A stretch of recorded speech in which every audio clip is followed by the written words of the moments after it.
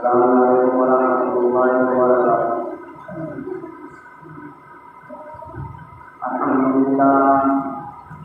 अल्हम्दुलिल्लाह नहमदुहु व नस्तईनुहु व नस्तगफिरुहु व नु'मिनु बिही व नतवक्कलु अलैहि व नअूज़ु बिल्लाहि मिन शुरूरि अंफुसिना व मिन सय्यिआति अअमालिना।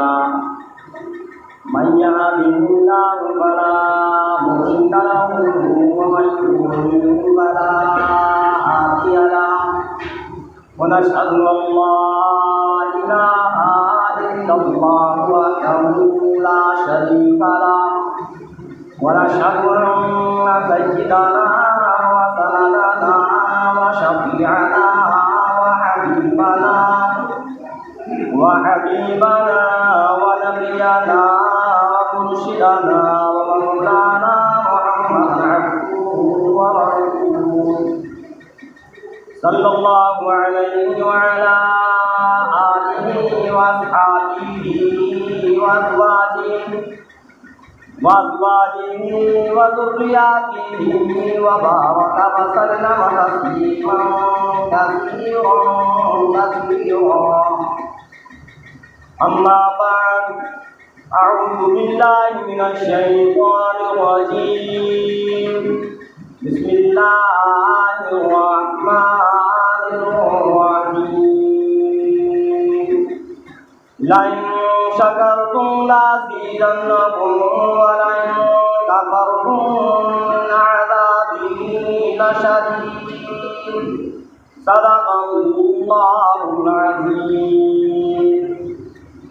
अल्लाहुम्मा सल्लि अला मुहम्मद व अला आलि मुहम्मद कमा सल्लैता अला इब्राहीम व अला आलि इब्राहीम इन्नका हमीदुम मजीद। अल्लाहुम्मा बारिक अला मुहम्मद व अला आलि मुहम्मद कमा बारकता अला इब्राहीम व अला आलि इब्राहीम इन्नका हमीदुम मजीद। सामिईन इकराम, अज़ीज़ साथियों, रमज़ानुल मुबारक का महीना चल रहा है। बड़ी रहमतों वाला, बरकतों वाला ये महीना है। आहिस्ता आहिस्ता ये महीना हमसे चलता चला जा रहा है। इस महीने की जिस तरीक़े से कदर करनी चाहिए वो हमसे नहीं हो पा रहा। अल्लाह रब्बुल इज़्ज़त ने इस महीने के रोज़ों को फ़र्ज़ किया, 5 वक्त की नमाज को फ़र्ज़ किया, और जो अमीर हैं, मालदार हैं, अल्लाह ने उन पर हज को फ़र्ज़ किया, ज़कात को फ़र्ज़ किया। आज इंशाअल्लाह सदक़े फ़ित्रे के बारे में और ज़कात के बारे में बतलाया जाएगा कि कौन वो लोग हैं जिन पर ज़कात फ़र्ज़ है, और जो ज़कात नहीं निकालते तो उन लोगों के बारे में सरकार दो आलम सल्लल्लाहु अलैहि वसल्लम के फरमान क्या है। बड़ी शर्मिंदगी की बात है कि जिस रब ने ये सब कुछ दिया, जिस परवरदिगार आलम ने हमको सारा का सारा माल दिया, उसी रब के हुक्म को निकालने में टाला मटोरी करते हैं, उस रब के हुक्म को पूरा करने में आनाकानी करते हैं। अल्लाह ने जो माल दिया है, ऐसा नहीं है कि अल्लाह रब्बुल इज़्ज़त ने हर एक पर ज़कात को फ़र्ज़ कर दिया हो कि अमीर है वो भी ज़कात निकाले और गरीब है वो भी ज़कात निकाले, मोहताज लाचार मजबूर है वो भी ज़कात निकाले। अल्लाह किसी पर जुल्म नहीं करता। अल्लाह ने जिसको माल दिया है, जो साहिब निसाब हैं, अल्लाह ने उन पर ज़कात को फ़र्ज़ किया। और साहिब निसाब कौन है? कई मसले हैं इसके, बड़े गौर से सुनो। और जो साहिब निसाब हैं, अगर वो ज़कात नहीं निकालेगा, अल्लाह के रसूल सरकार दो आलम सल्लल्लाहु अलैहि वसल्लम ने ऐसे लोगों के बारे में फरमाया कि कल क़यामत के दिन उसका सारा का सारा माल जहन्नम की आग में गर्म कर कर उसके सारे बदन को दाग दिया जाएगा। ऐ लोगों, ईमान वालों, मुसलमानों, मोमिनों, मेरे नबी, तेरे नबी, सारी की सारी कायनात के नबी सरकार दो आलम सल्लल्लाहु अलैहि वसल्लम का फरमान है कि सारे के सारे माल को परवरदिगार आलम एक अजदहे की शक्ल बना देगा, गर्दन में तोक बनाकर डाल दिया जाएगा और ये कहेगा, आज तू मुझसे क्यों भागता है? मैं ही तेरा माल हूँ, मैं ही तेरा खजाना हूँ। कल तू मुझको सजा सजा कर रखता था, कल तू मुझको तिजोरियों में अलमारियों में रखता था। अल्लाह के नाम पर तूने कभी किसी को देने की हिम्मत न की। अल्लाह ने तुझ पर ज़कात को फर्ज किया, कभी तूने उसमें से ज़कात ना निकाली। आज अल्लाह ने तुझको मेरे हवाले किया और वो अज़दहा फिर उसको डसेगा। हाँ, अल्लाह के रसूल सरकार दो आलम सल्लल्लाहु अलैहि वसल्लम का फरमान। और अल्लाह कितना रहीम है, कितना करीम है कि अल्लाह रब्बुल इज़्ज़त फरमा रहा है कि तुम अल्लाह के रास्ते में खर्च करो, इसमें से ज़कात निकालो, सदका खैरात निकालो। जितना तुम निकालोगे उतना ही हम इसको और बढ़ा देंगे, कमी नहीं आएगी। लइन शकरतुम लाज़ीदन्नकुम वलइन कफरतुम इन्न अज़ाबी लशदीद। ऐ लोगों, ईमान वालों, मुसलमानों, मोमिनों, अल्लाह का फरमान है, कुरान का ऐलान है, ये माल जो परवरदिगार आलम ने हमको दिया, अगर इस माल में से हम गरीबों पर, मोहताजों पर, लाचार मजबूर मिस्कीनों पर खर्च करेंगे, अगर इसमें से ज़कात निकालेंगे, अगर इसमें से सदका खैरात निकालेंगे, लइन शकरतुम लाज़ीदन्नकुम, फरमाया परवरदिगार आलम ने, तो सारी की सारी कायनात का रब, जमीन का रब, आसमान का रब, चांद सूरज सितारों का रब, उस परवरदिगार आलम का फरमान है, लइन शकरतुम लाज़ीदन्नकुम वलइन कफरतुम इन्न अज़ाबी लशदीद।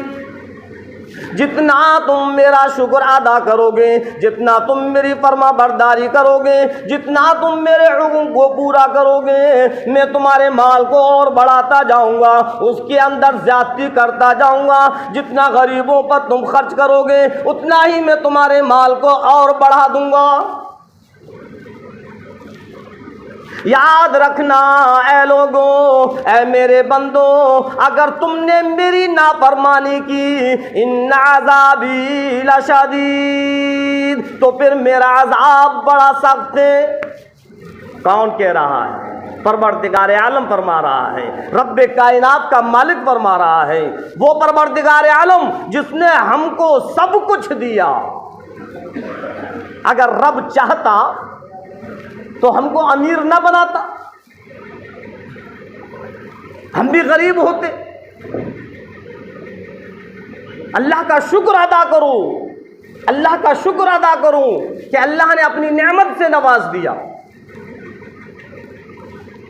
एक नहीं, सैकड़ों की तादाद में ऐसे भी अल्लाह के बंदे हैं, उनको सोने के लिए बिस्तर नहीं, रहने के लिए घर नहीं, कोई प्लेटफार्मों पर पड़े हुए, कोई सड़कों पर लेटे हुए, कोई बाजारों में चलते फिरते अपनी जिंदगी गुजार रहे हैं। एक जगह मुस्तकिल छत, उसके सर छुपाने को छत भी नहीं, ऐसे भी बंदे हैं। कोई स्टेशनों पर लेटे हुए हैं, कोई बस स्टैंडों पर लेटे हुए हैं, ऐसी गुर्बत में जिंदगी गुजार रहे हैं।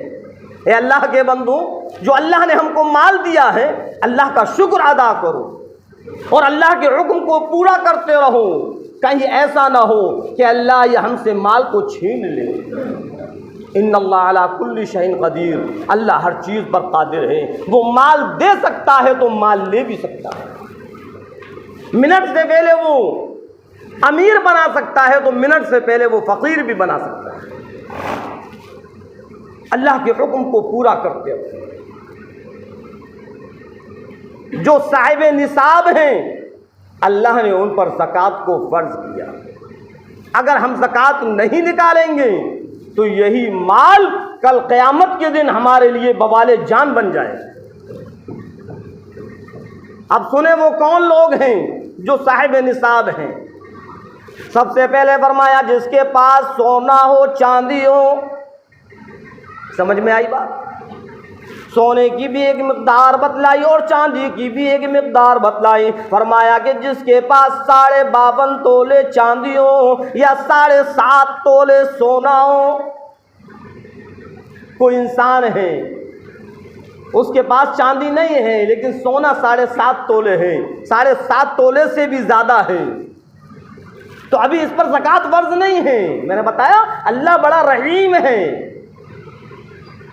उठाकर देखो मसाइल की किताबों को, उलमाए किराम से मसाइलों को पूछ लिया करो। जिसके पास 7.5 तोले सोना हो, फिर फरमाया कि तेरे ऊपर किसी का कोई कर्ज भी ना हो। 7.5 तोले सोना है लेकिन कर्ज भी लगा हुआ है, तो फरमाया तेरे ऊपर ज़कात नहीं है। जिसके पास 7.5 तोले सोना हो और किसी का कोई कर्ज ना हो और एक पूरा साल उस पर गुजर गया हो, तब फरमाया कि अब ज़कात फर्ज है, अगर नहीं निकालोगे तो गुनहगार बन जाओगे। दूसरा मसला बताया 7.5 तोले सोना नहीं लेकिन चांदी है 52.5 तोले। अगर 52.5 तोले चांदी है, उस पर भी पूरा साल गुजर गया हो, किसी का कोई कर्जा ना हो, फरमाया कि इस पर भी ज़कात फर्ज। 2 मसले बतलाए। पहला मसला क्या है कि 7.5 तोले सोना हो और पूरा साल गुजर गया हो और किसी का कोई कर्जा ना हो, तो इस पर ज़कात फर्ज है। सोना है ही नहीं लेकिन चांदी इतनी है जो कि निसाब को पहुंच जाए। चांदी का निसाब बतलाया 52.5 तोले चांदी। याद रखना, गौर से सुनना, जिस पर 52.5 तोले चांदी है, जो 52.5 तोले चांदी का मालिक है और उस पर पूरा साल गुजर गया, किसी का कोई कर्जा नहीं है, तो फरमाया इस पर भी ज़कात फर्ज है। अगर ये ज़कात नहीं निकालेगा तो गुनहगार होगा। तीसरा मसला, किसी के पास ना 52.5 तोले चांदी है और ना 7.5 तोले सोना है, लेकिन थोड़ी सी चांदी है और थोड़ा सा सोना है। थोड़ी सी चांदी है और थोड़ा सा सोना है, अगर इन दोनों को मिलाया जाए तो एक निसाब को पहुंच जाएगा। यानी चांदी और सोने की कीमत को मिलाया जाए तो 52.5 तोले चांदी उस कीमत में आ सकती है। फरमाया इस पर भी ज़कात फर्ज है, इस पर भी ज़कात फर्ज है। हर एक के लिए शर्त यही है कि उस पर कर्जा ना हो और साल पूरा गुजर गया हो। चौथा मसला बतलाया कि बिल्कुल चांदी नहीं और बिल्कुल सोना नहीं। गौर से सुनना, ज़र्रा बराबर भी चांदी नहीं, ज़र्रा बराबर भी सोना नहीं, लेकिन उसके पास इतनी कीमत मौजूद है जिसमें कि वो चांदी खरीद सकता है। 52.5 तोले चांदी आ सकती है, साल पूरा गुजर गया, किसी का कोई कर्जा नहीं। फरमाया कि उसकी उस कीमत पर भी, उस रुपये पर भी ज़कात फर्ज। समझ में आया? जिसके पास 52.5 तोले चांदी या 7.5 तोले सोना हो, या थोड़ा सा सोना और थोड़ी सी चांदी, दोनों के कीमत को मिलाया जाए तो 52.5 तोले चांदी आ जाएगी। और या फिर सोना चांदी कुछ भी नहीं है लेकिन उस पर इतना रुपया है, इतना रुपया है जिसमें वो निसाब को पहुंच सकता है और कोई कर्जा नहीं है, तो फरमाया इस पर भी ज़कात फर्ज है। अगर ये ज़कात नहीं निकाले तो गुनहगार होगा। हाँ, और यही माल हमारे लिए कल क़यामत के दिन बवाले जान बन जाए। अल्लाह कितना रहीम है, कितना करीम है। ज़रा उसकी रहमत को देखें, उसके फजल को देखें कि अल्लाह ने इतना माल हमको दिया, इतना माल हमको दिया, और क्या कहा कि 100 रुपये में सिर्फ 2.5 रुपया तुझको निकालना है, तेरा माल पाक और साफ हो जाएगा। अगर अल्लाह ये कह देता कि आधा निकालना है तो हम कुछ करते उसमें, अल्लाह का हुक्म था करते, हम निकालते। अगर अल्लाह ये कह देता इसमें 1/4 निकालना है तो निकालना पड़ता। अल्लाह ने ना के बराबर कहा, ना के बराबर। क्या लोगों, अगर तुम साहिब निसाब बन चुके हो तो फिर 2.5% के हिसाब से अपने माल में से ज़कात निकालो। अगर ज़कात नहीं निकालोगे तो फिर कल क़यामत के दिन अल्लाह रब्बुल इज़्ज़त पकड़ करेगा,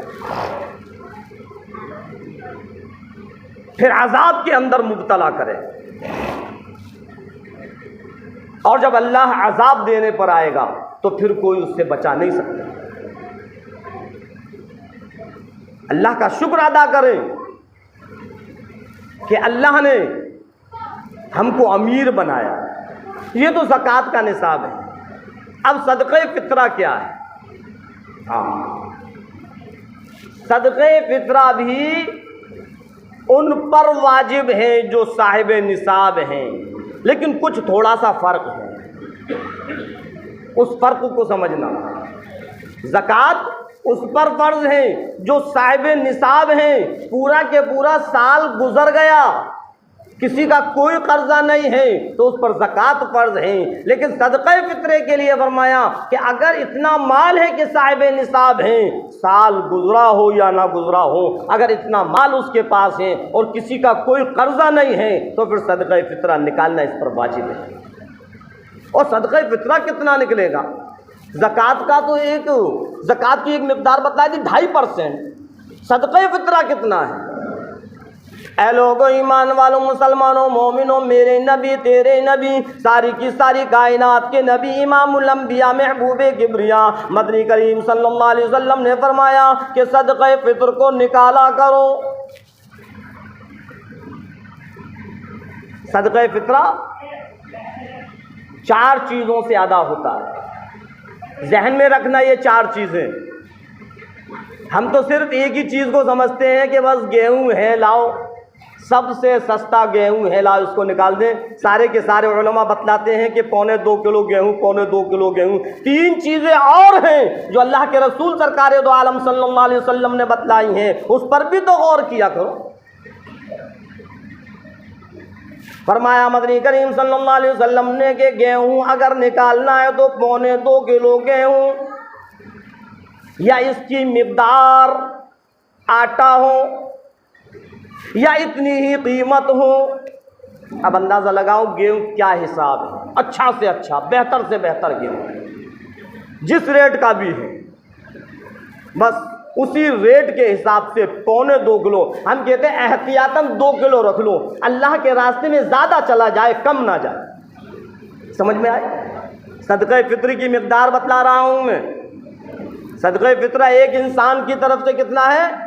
अगर गेहूं से निकालेंगे तो 2.25 किलो गेहूं, एहतियातन 2 किलो गेहूं या इसी की कीमत निकालो। फरमाया मदनी करीम सल्लल्लाहु अलैहि वसल्लम ने खजूर भी है, किशमिश भी है और जौ भी है। इन 3 चीज़ों को हम नहीं जानते, कभी हमने पूछा नहीं। हाँ, पूछना चाहिए, मालूम होना चाहिए। खजूर से भी सदक़े फ़ित्र अदा होता है, किशमिश से भी सदक़े फ़ित्र अदा होता है और जौ से भी सदक़े फ़ित्र अदा होता है। अब ये 3-3, 4-4 चीज़ों की ज़रूरत क्या है? बड़े सुनने का मकाम है कि गेहूं से अदा हो जाए। तो अल्लाह ने अपने बंदों को देखा कि अगर कोई मुफलिसी की हालत में है, गुर्बत की हालत में है, सदक़े फ़ित्र उसको निकालना है, उसके पास इतना माल नहीं है तो वो 2.25 किलो गेहूँ निकाल दे या उसकी कीमत निकाल दे। अल्लाह ने तुमको फराखी दी है, माल दिया है, अगर तुम साहिब हैसियत हो, साहिब माल हो तो फिर खजूर निकालो, किशमिश निकालो। ये अल्लाह ने गरीबों का हक़ रखा है। ये नहीं है कि सबको गेहूँ देते चले जाओ। किसी को किशमिश दे दूँ, किसी को खजूर दे दूँ, और अगर तुम भी मुफलिसी की हालत में हो, तुम पर भी ज़्यादा माल नहीं है और तुम सदक़े फ़ित्र निकालना चाहते हो, तो फिर गेहूँ है, गेहूँ निकालो। अब गेहूँ की मिक़दार तो 1.25 किलो है, लेकिन खजूर की मिक़दार 3.5 किलो। आज के हिसाब से कोई ज़्यादा नहीं है। अल्लाह का शुक्र है, अल्लाह ने अल्हम्दुलिल्लाह हमको इतना दिया है कि 3.5 किलो खजूर किसी को भी दे सकते हैं। खजूर निकालना है तो खजूर की मिक़दार 3.5 किलो, किशमिश निकालना है तो इसकी मिक़दार 3.5 किलो, और जो निकालना है तो इसकी मिक़दार 3.5 किलो। एक गेहूं ऐसा है जिसकी मिक़दार बतलाई कि 2.25 किलो। बस हमने जो हमें आसान लगा बस हमने उसको पकड़ लिया, जिसको देखो वही गेहूं निकाल रहा है, जिसको देखो वही गेहूं निकाल। अरे अल्लाह के बंदो, जब अल्लाह ने तुमको इतना माल दिया है तो किसी गरीब को किशमिश भी दे दिया करो, किसी गरीब को खजूर भी दे दिया करो, और रमज़ान के महीने में खजूर दो, तुम्हारा सदका फितरा भी अदा हो जाएगा, उसके रोज़े अफ्तार के लिए खजूर भी हो जाएंगे। बात समझ में आई? हमारा सदका फितरा भी निकल जाएगा, और उस गरीब के यहाँ जिसके पास पैसा नहीं है, इतना नहीं है कि वो खजूर से रोज़ा अफ्तार सकें, तो वो खजूर हम पहुँचाएंगे, उसका रोज़ा अफ्तार भी खजूर से हो जाएगा। लेकिन इनकी मिक़दार किशमिश और खजूर और जो कि 3.5 किलो, और गेहूं की मिक़दार 2.25 किलो। और ये कब निकालना है ये और सुन लो। सरकार दो आलम सल्लल्लाहु अलैहि वसल्लम ने फरमाया कि ईद का चांद देखने से पहले पहले सदक़े फ़ित्र अदा करो। ईद का चांद दिखने से पहले पहले सदक़े फ़ित्र अदा कर दूँ। अगर किसी वजह से सदक़े फ़ित्र ईद का चांद देखने से पहले पहले अदा ना कर सके, तो आपने फरमाया ईद की नमाज पढ़ने से पहले पहले अदा करें। समझ में आई? जब हम ईद की नमाज पढ़ने के लिए जाएं तो हम सदक़े फ़ित्र को अदा कर चुके हों। और यूँ फरमाया मदनी करीम सल्लल्लाहु अलैहि वसल्लम ने, जो लोग सदक़े फ़ित्र अदा नहीं करते उनको हमारी ईदगाह में आने की इजाज़त नहीं। अल्लाहु अकबर, कितनी सख्त वही। मेरे नबी तेरे नबी सारी की सारी कायनात के नबी इमामुल अंबिया महबूबे किब्रिया मदनी करीम सल्लल्लाहु अलैहि वसल्लम का फरमान है कि जो लोग सदक़े फ़ित्र को अदा नहीं करते हमारी ईदगाह में आने की इजाज़त नहीं। पता ये चला कि जब ईद की नमाज़ पढ़ने के लिए जाएं तो सदक़े फ़ित्र अदा हो जाना चाहिए। तो ये तो सदक़े फ़ित्र है। एक इंसान की तरफ से 2.25 किलो गेहूँ या 3.5 किलो खजूर या 3.5 किलो किशमिश या 3.5 किलो जौ। अब हमारी हैसियत नहीं है कि हम खजूर और किशमिश दें तो फिर गेहूं का निकालें, लेकिन निकालना है। और यहाँ तक फरमाया कि घर के अंदर जितने भी अफराद हैं उन सब की तरफ से सदक़े फ़ित्रा निकालना है। जवान हो, बूढ़ा हो, बच्चा हो, मर्द हो, औरत हो, आक़िल हो, बालिग़ हो, मासूम भी है उसकी तरफ से भी सदक़े फ़ित्रा, जवान भी है उसकी तरफ से भी सदक़े फ़ित्रा, अगर कोई बड़ा बूढ़ा घर के अंदर है उसके तरफ से भी सदक़े फ़ित्रा निकालना है। अब मर्द की तरफ से भी सदक़े फ़ित्रा, औरत की तरफ से भी सदक़े फ़ित्रा, पूरे के पूरे घर के जितने अफराद हैं हर एक की तरफ से निकालना वाजिब। ऐ लोगों, ऐ मुसलमानों, मदनी करीम सल्लल्लाहु अलैहि वसल्लम ने यूँ भी फरमाया, अगर ईद का चांद देखने से पहले पहले घर के अंदर किसी बच्चे की पैदाइश हो जाए तो उसका भी सदक़े फ़ित्रा निकालना वाजिब। ईद का चांद देखने से पहले पहले अगर किसी बच्चे की पैदाइश हो गई, एक और अल्लाह ने हमको मेहमान दे दिया, हमारे घर में एक छोटा नन्ना मुन्ना सा बच्चा आ गया, अभी ईद का चांद नहीं निकला है और वो मेहमान अल्लाह ने हमको दे दिया। अल्लाह के रसूल सरकार दो आलम सल्लल्लाहु अलैहि वसल्लम ने फरमाया अब इसकी तरफ से भी सदक़े फ़ित्रा निकाल। सदक़े फ़ित्रा निकालने से हमको मिलेगा क्या? सुनो, सदक़े फ़ित्रा जो निकाला जा रहा है इससे क्या फ़ायदा है, क्या फजीलत है? फरमाया कि ये रमज़ानुल मुबारक का महीना जो अल्लाह ने दिया है, जो बरकतों वाला महीना अल्लाह ने दिया है, जो रहमतों वाला महीना अल्लाह ने दिया है, और इसके रोज़े जो हमने रखे हैं, अगर हमसे जैसी इसकी कदर करना थी ऐसी कदर हम इस महीने की नहीं कर पाए, हम इस महीने का हक अदा नहीं कर पाए, इस महीने के हक अदा करने में कोई कमो बेशी रह गई, अल्लाह सदक़े फ़ित्रे से उसको दूर कर देगा। बात समझ में आई? जो हम सदक़े फ़ित्रा निकालते हैं, अल्लाह इन सारे इस महीने की सारी कमियों को जो हमसे रह गई हैं, अल्लाह उन सबको दूर कर देगा। एक सदक़े फ़ित्र होता है और एक सदक़े जान होता है, दोनों अलग अलग हैं। एक सदक़े फ़ित्रा है जो कि रमज़ान के महीने में निकाला जाता है, और एक सदक़ा जान का और बीमारी का होता है। वो जब भी बीमार पड़े तो सबसे पहले वो अपना सदका निकाले। हमारी नज़र डॉक्टरों के पास चली जाती है, कभी इधर लेकर जा रहे हैं, कभी उधर लेकर जा रहे हैं, कभी किसी को दिखला रहे हैं, कभी किसी को दिखला रहे हैं, और जब सारे के सारे डॉक्टर जवाब दे देते हैं तब हम अल्लाह की तरफ मुतवज्जे होते हैं, ए अल्लाह अब तू ही है। सारे डॉक्टरों ने जवाब दे दिया, अब तू इस बीमारी को दूर कर। 15वीं सदी के मुसलमान, जब तू डॉक्टरों के पास जा रहा था उससे पहले भी तू अल्लाह से दुआएं कर सकता था कि अल्लाह तू इस बीमारी को दूर कर। और यूँ फरमाया मदनी करीम सल्लल्लाहु अलैहि वसल्लम ने, लोगों अपनी बीमारियों का इलाज सदक़े से करो। सरकार दो आलम सल्लल्लाहु अलैहि वसल्लम का फरमान है, जो सारी की सारी कायनात के नबी, सारी की सारी इंसानियत के नबी, मेरे नबी, तेरे नबी, सारी की सारी इंसानियत के नबी, नबियों के नबी, वलियों के नबी, कुतुब अब्दाल के नबी, सारे के सारे पैगंबरों के नबी। इरशाद फरमाया मदनी करीम सल्लल्लाहु अलैहि वसल्लम ने कि अपनी बीमारियों का इलाज सदक़े से करो। 15वीं सदी के मुसलमानों, आओ मदनी करीम सल्लल्लाहु अलैहि वसल्लम की बात को पल्ले बांध कर ले जाओ, अपने जहन के अंदर इस बात को फिट कर लो। अगर हम बीमार पड़ जाएं, हमारे घर के अंदर अगर कोई बीमार पड़ जाए, डॉक्टर के पास जाने से पहले कुछ पैसा निकाल कर, कुछ रुपया निकाल कर सदका कर दो, फिर डॉक्टर के पास दवा लेने के लिए जाओ। पहले अल्लाह के नबी सरकार दो आलम सल्लल्लाहु अलैहि वसल्लम के फरमान को पूरा करो, फिर असबाब को पकड़ो। ये डॉक्टरों के पास जाना, ये दवाओं का इलाज कराना, ये तो असबाब हैं।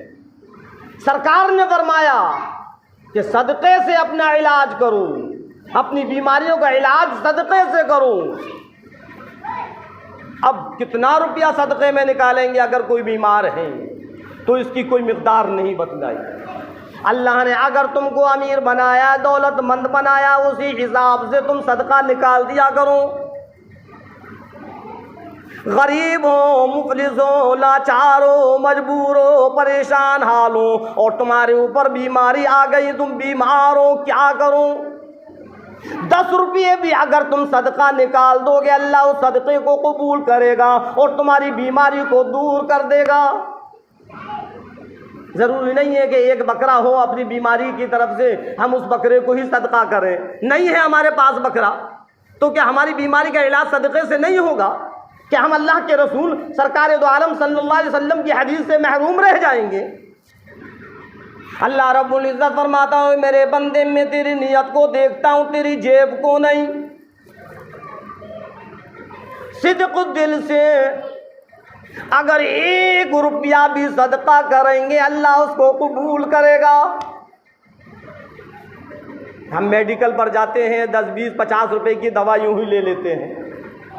इसी 10, 20, 50 रुपए को हम किसी गरीब को दे दें, अल्लाह मैंने तेरे नबी के फरमान को पूरा कर दिया है, अल्लाह अब तू इस बीमारी को दूर कर दे। इंशाअल्लाह अल्लाह करेगा। अल्लाह के रसूल सरकार दो आलम सल्लल्लाहु अलैहि वसल्लम का फरमान है, कोई ऐरे गैरे नत्थू खेरे का फरमान नहीं है। ऐ लोगों याद रखना, हम झूठे हो जाएंगे, हमारे हर काम झूठे हो सकते हैं, हमारी हर बात झूठी हो सकती है, लेकिन कुर्बान जाऊं इमामुल अंबिया महबूबे किबरिया मदनी करीम सल्लल्लाहु अलैहि वसल्लम के, आपका फरमान गलत नहीं हो सकता। आपके फरमान में शक और शुबा करने वाला भी मुसलमान नहीं हो सकता। समझ में आए? जिसने आपके फरमान में शक और शुबा किया उसका ईमान खत्म हो जाएगा। और आपने क्या फरमाया कि अपना इलाज सदक़े से करूं, अपना इलाज सदक़े से करूं, अपनी बीमारियों का इलाज सदक़े से करूं, सदका दिया करूं, अल्लाह तुम्हारी बीमारियों को दूर कर देगा। तो एक बीमारियों का सदका होता है, जान का सदका होता है। और ये जो सदका मैंने बतलाया 2.25 किलो गेहूं, ये सदक़े फित्र है जो रमज़ानों में निकाला जाता है। अल्लाह ने हमको माल दिया है, अल्लाह ने अमीर बनाया है, हम इस माल की कदर करें, अल्लाह की नेमत का शुक्र अदा करें। हाँ, ऐसा नहीं है कि बस माल हमें मिल गया सारा का सारा हक है हमारा इस पर, नहीं, अल्लाह ने इसमें गरीबों का हक रखा है, मिस्कीन लाचार मजबूर मोहताजों का हक रखा है। एक सहाबी रसूल है, अल्लाह के रसूल सरकार दो आलम सल्लल्लाहु अलैहि वसल्लम की खिदमत में हाजिर हुए और अर्ज़ करने लगे, ए अल्लाह के नबी, मैं अमीर बनना चाहता हूँ, ए अल्लाह के नबी, मैं अमीर बनना चाहता हूँ। अल्लाह के रसूल सरकार दो आलम सल्लल्लाहु अलैहि वसल्लम ने फरमाया, सालिबा, अमीरी की दुआ मत मांगो, गरीबी अच्छी है। आप समझा रहे हैं, अल्लाह के नबी, मेरा दिल चाहता है कि मैं भी अमीर बन जाऊं। आपने फरमाया, सालिबा, गरीबी अच्छी है, अमीरी की दुआ मत मांग। फरमाया मदनी करीम सल्लल्लाहु अलैहि वसल्लम ने, ऐ सालिबा, याद रखना, अमीर बनने के बाद तेरे ऊपर हुकूक बढ़ जाएंगे, तेरे रिश्तेदारों के हुकूक बढ़ जाएंगे, गरीब मोहताज मिस्कीन लाचार मजबूरों के हुकूक बढ़ जाएंगे, तेरे पड़ोसियों के हुकूक बढ़ जाएंगे, ज़कात तुझ पर फर्ज हो जाएगी, तुझको ज़कात निकालना पड़ेगी, सदका खैरात करना पड़ेगा। ऐ सालिबा, गरीबी अच्छी है, अमीरी की दुआ मत मांग। साहबी अर्ज़ करने लगे, अल्लाह के नबी, मैं सब कुछ निकालने को तैयार हूँ। जब अमीर लोग अल्लाह के रास्ते में खर्च करते हैं, मेरे दिल के अंदर उमंग पैदा होती है, मेरी आरज़ुएं उभर कर आती हैं, काश मेरे पास होता तो मैं भी ऐसा कर देता, मैं भी ऐसा कर देता। ए अल्लाह के नबी, आप हाथ उठाकर दुआ फरमाई दीजिए। अल्लाह के रसूल सरकार दो आलम सल्लल्लाहु अलैहि वसल्लम ने अपने मुबारक हाथों को उठाया और फरमाया, ए रब, तेरा ये बंदा अमीर बनना चाहता है, ए अल्लाह, इसकी झोली में दौलत को डाल। अल्लाह के नबी की दुआ हो और कबूल ना हो, आनन फानन अल्लाह ने अमीर बना दिया, अमीर बना दिया। अब ज़कात वसूल करने का नंबर आया। अल्लाह के रसूल सरकार दो आलम सल्लल्लाहु अलैहि वसल्लम ने किसी के बारे में कुछ नहीं कहा। सहाबी जो ज़कात वसूल करने के लिए जाते हैं तो आप फरमाते हैं, सहाबियों, सालबा के पास ज़रूर जाना, उसकी तो बड़ी बड़ी उमंगें थी, उसकी बड़ी तमन्नाएं थी, उसकी बड़ी आरज़ुएं थी, आज अल्लाह ने उसको भी अमीर बना दिया है, जाओ उससे ज़कात लेकर आओ। सहाबी गए, सालबा ने देखा ये तो सीधे मेरी तरफ चलते चले आ रहे हैं, क्या बात है? ऐ सालबा, अल्लाह के रसूल सरकार दो आलम सल्लल्लाहु अलैहि वसल्लम ने भेजा है ज़कात लेने के लिए। आ गए, नाक की सीध में मेरा ही मकान मिला था, कोई और नज़र नहीं आया, जाओ कहीं और जाओ, मैं बाद में निकालूंगा। हालांकि मना नहीं किया, ये कहा कि मैं बाद में निकालूंगा। सहाबी वापस आ गए। अल्लाह के रसूल इमामुल अंबिया महबूबे किबरिया मदनी करीम सल्लल्लाहु अलैहि वसल्लम की खिदमत में हाजिर हुए। आप सल्लल्लाहु अलैहि वसल्लम ने किसी के बारे में कुछ ना पूछा, सालबा के बारे में पूछा।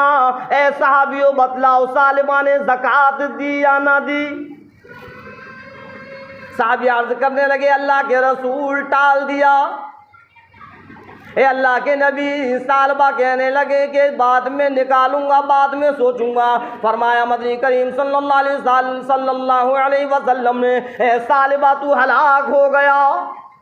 और बस ये कहना था, साहबे कराम में हलचल मच गई। ऐसी कौन सी गलती हो गई कि नबी करीम सल्लल्लाहु अलैहि वसल्लम की ज़बान मुबारक से हलाकत का लफ्ज़ निकला। और साहबी दौड़े दौड़े उस सालिबा के पास पहुँचे। सालिबा से कहने लगे, सालिबा ऐसी कौन सी गलती हुई? इमामुल अंबिया महबूबे किब्रिया मदनी करीम सल्लल्लाहु अलैहि वसल्लम की ज़बान मुबारक से हम हलाकत का लफ्ज़ सुनकर आ रहे हैं। सालिबा घबरा गए, परेशान हो गए, कप कपाने लगे। और सालिबा कहने लगे, मैं समझ गया अल्लाह के फ़र्ज़ को मैंने दंड बतला दिया, अल्लाह के फ़र्ज़ को मैंने टैक्स बतला दिया और सारा का सारा रेवड़ लेकर, सारे की सारी दौलत लेकर सरकार दो आलम सल्लल्लाहु अलैहि वसल्लम की खिदमत में हाजिर हुए और अर्ज़ करने लगे, ए अल्लाह के नबी लीजिए इस दौलत को, इस दौलत ने मेरा दिमाग ख़राब कर दिया। मैं अमीर बनना नहीं चाहता, मैं गरीब अच्छा था, सारी की सारी दौलत गरीबों में तकसीम कर दूं। अल्लाह के रसूल सरकार दो आलम सल्लल्लाहु अलैहि वसल्लम ने फरमाया, ऐ सालिबा, परवरदिगार आलम ने अब तेरा एक बकरी का बच्चा भी लेने से मना कर दिया। अब नहीं, लिखा हुआ है कि वो सारा का सारा रेवड़ हज़रत अबू बकर सिद्दीक़ रज़ी अल्लाह तआला अन्हु के वक्त में आए। ए अमीर मोमिनीन, मेरी इस दौलत को कबूल कर लीजिए। सिद्दीक़ अकबर हज़रत अबू बकर सिद्दीक़ रज़ी अल्लाह तआला अन्हु कहने लगे, जो काम नबी ने ना किया वो मैं कैसे कर सकता हूँ। हज़रत उमर फारूक रज़ी अल्लाह तआला अन्हु के वक्त में आए, उन्होंने भी वही जवाब दिया, जो काम नबी ने ना किया, खलीफे अव्वल ने ना किया, सिद्दीक़ अकबर ने ना किया, मैं कैसे उस काम को कर सकता हूँ। लिखा हुआ कि चारों खलीफा के दौर में आए लेकिन किसी ने उसको कबूल ना किया। अल्लाह ने माल दिया तो उसमें से ज़कात निकाला, कहीं ऐसा ना हो अल्लाह हमसे नाराज़ हो जाए। अगर अल्लाह नाराज़ हो गया हमारी दुनिया भी ख़त्म हो जाएगी, दुनिया भी बर्बाद हो जाएगी और आखिरत भी बर्बाद हो जाएगी। अल्लाह रब्बुल इज़्ज़त हम सबको कहने और सुनने से ज़्यादा अमल करने की तौफ़ीक़ अता फ़रमाए। वमा अलैना इल्लल